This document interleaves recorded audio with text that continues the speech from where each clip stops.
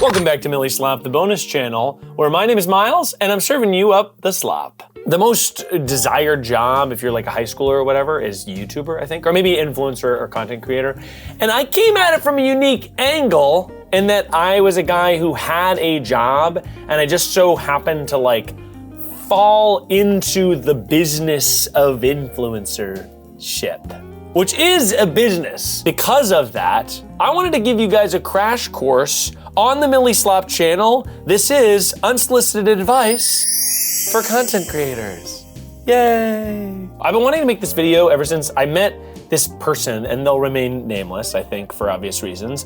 But as I was talking to them, it became clear to me that they have tons of followers, millions of followers. I found out basically that this person with millions of followers and lots of viral videos was just sort of working regular gig economy jobs. And that was really surprising to me. This person had never had like a quote unquote business education of how to monetize your platform. I think a lot of people are like, well, I'll make something, it'll get popular, I'll get like quote unquote fans or viewers or listeners, and then eventually I'll just have cash. It just so happens that I am a full-time content creator, and I'm not the biggest content creator, but I think I come at it from a unique place because while being kind of like a medium to small content creator, I have been able to start my own business, run like a little podcast company, and I made a full-time hire. I have a full-time producer. So my first piece of advice, own your own IP. Yay! IP, or intellectual property, is very important to own. I know so many people who have like created something, worked really, really hard on it, but they create it at a company.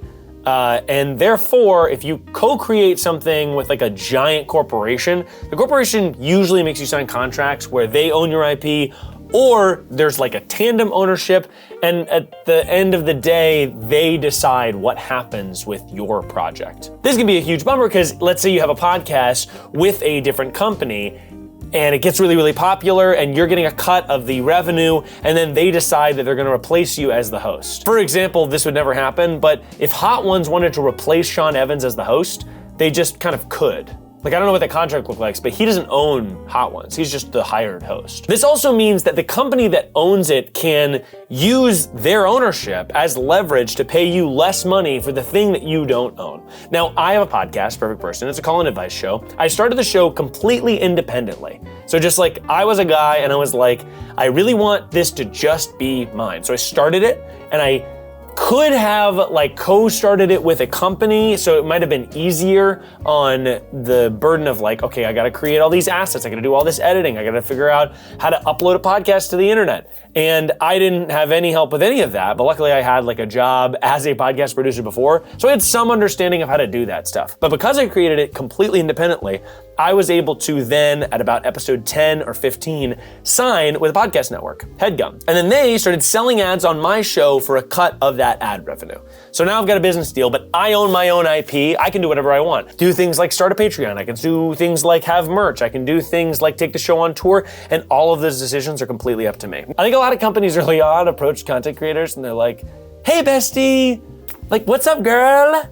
Let's start a podcast together. And it's very enticing because you have a company that probably has like a lot of social capital, or you're like, oh my God, like a big name brand, like Fart Digital. Like Fart Digital is gonna start a podcast with me, like that's so crazy. But then Fart Digital owns your ass. And Fart Digital, you know they're gonna do what Fart Digital does. Fart. Advice number 2, learning things saves you cash. By learning skills, you're saving yourself money. Skills like editing, producing, accounting, cinematography, sound design, sales, graphic design, copywriting, all of those things will save you the money of having to hire someone to do those things. Now, I'm not very good at like almost anything. I think the thing I've done the most is probably editing, just because I've edited at this point, I think over 1,000 podcast episodes, and then like a bunch of videos beyond that. But I'm not the best editor, and I'm definitely not the best graphic designer, and I'm definitely not the best sound designer, but I can do all of those things. The point is, if you want to create a business, you don't want to like give slices away over and over to a bunch of different people along the way, because the profit margins are gonna be a lot lower. And because of all of that work, all those skills that I've learned, I don't have to pay anyone to do my show. I just have to like put in time. Being an influencer means that there's lots of different ways that you can get cash. And I think I see people overlook certain opportunities. They don't want to leap off into some unknown territory, or they don't necessarily know rates as they should be. So first off, I'll talk about podcasting. Podcasts make money off something called a CPM. CPM stands for cost per mille, which is Latin. Mille, I guess, means 1,000. And it's basically the cost an advertiser will pay you to be able to run an ad on your show. Usually podcast ads range from about 15 on the lower end to about 25 on the higher end. I would say the average is somewhere in 20. My podcast has sold ads for 15. My podcast has sold ads for 20. Maybe a couple 25 here or there. So let's say your podcast has 100,000 listeners. That means that it's 100,000 divided by 1,000, which is 100, times your podcast CPM. 100 times 15, $1,500 per ad, per slot, per episode. Now, there's all sorts of factors that interrupt this and make it different and make it wrong. A lot of podcast networks will take a split or a cut of that amount, but that's a pretty good indication of how podcasts make money. So that's one major way to make money off of that. Now, another way to do that is brand deals. Now, brand deals totally vary way wider. Now, there's a couple ethical reasons why some people don't talk about how much money you make from brand deals. I think it's because, let's say, like influencer A is making $10,000 per brand deal and they have 150,000 followers. They don't want influencer B, who's selling brand deals at about 5,000. They don't want that sale to undervalue the high sale of the other person's thing.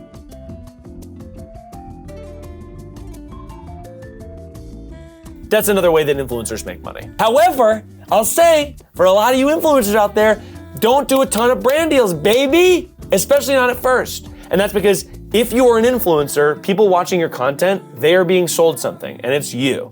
So if somebody watches your TikTok or Instagram or YouTube video, if you're already selling them something and then you sell them an ad, their trust or relationship in you just goes down just a little bit. So if you're constantly selling something to them, your trust goes down kind of a lot a bit. And if you're selling them something like a shitty product, like some weird granola that makes you shit your pants, then your trust in your audience is going to go to zero, and you're going to sacrifice your audience's trust in favor of money, which means that you cannot have longevity in this business. AdSense, another popular way to make money. People watch your videos, you get paid. AdSense has like a 3 to really high end, like $7 CPM, based on the type of content you make. Sometimes it's even lower. My most popular video on YouTube is the Why I Left Try video, and I think that has like a 0.01 CPM for some fucking reason. So it has like 2 million views, but the CPM is incredibly low. And finally, paywalls. I'm a huge fan of paywalls. Please don't paywall your content or I'll die. Yeah. Well, here's what I'll say about, here's what I'll say about my own. You're able to create a transaction with someone where they're gonna be excited to transact with you. They love your content and they want a little bit more of it. I think the freemium model is like the greatest possible relationship that you can have with your audience, because you're giving them something for free, whether that's, let's say that's a podcast or a YouTube series, or you're a graphic designer or you do fashion. You're already giving them a bunch of content out there for free. People like your content, and for the really big fans of your content, like let's say that they're your favorite person and they listen to your podcast and they want more of it because they're such a big fan, and they would be like so excited to have a little bit more of that for some amount of money per month. You can use Patreon to create like a really equitable relationship where they like paying for the content that they receive, and you like receiving money for content that you make that's like bonus content or extra content or whatever. With Patreon, I always caution people, I don't really like the language of like support me on Patreon. I like it to be a very firm, like, here's the amount of money and here's what you're receiving. That feels like a better relationship to me between consumer and creator. It's good to be like, here's an actual product. And that product can be like, if you're a musician, here are a bunch of cover songs. If you're a designer, here's like a sticker pack that I'm only giving to my subscribers, or it's live streams where you get to have, Q&A sessions with me or whatever. You can do really whatever you want. My final piece of advice, make a business. Don't just vibe. I feel like you hear a lot of stories of content creators who are like, yeah, I moved out to LA and then I just started networking with people, and then I started making content and it was awesome. I had 2 viral TikToks and I moved to LA, and that's not a business, bud. You wanna have a pretty good idea of how you are going to make money, how you're going to use that money to pay your bills, and how you are going to grow the scale of your content. Another thing I would absolutely recommend, and probably the reason that I'm talking to you right now, is that you gotta fucking leech. Being able to work a full-time W-2 job, learn how this group of guys made content, and then like leech information and workflow and idea generation and oh, here's how they shoot that and here's how they edit that. And then all the while also being featured in their content as like a guest player guy who works behind the scenes, slowly gaining an audience and then pivoting it into my own stuff.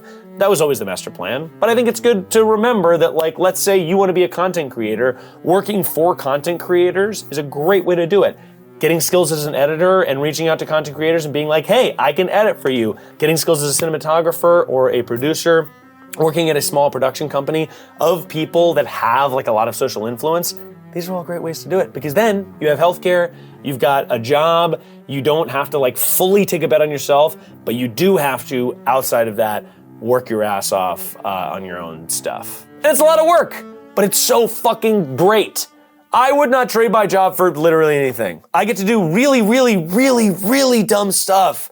And it's like, lauded and applauded. As always, thanks for watching. Thanks for eating the slop.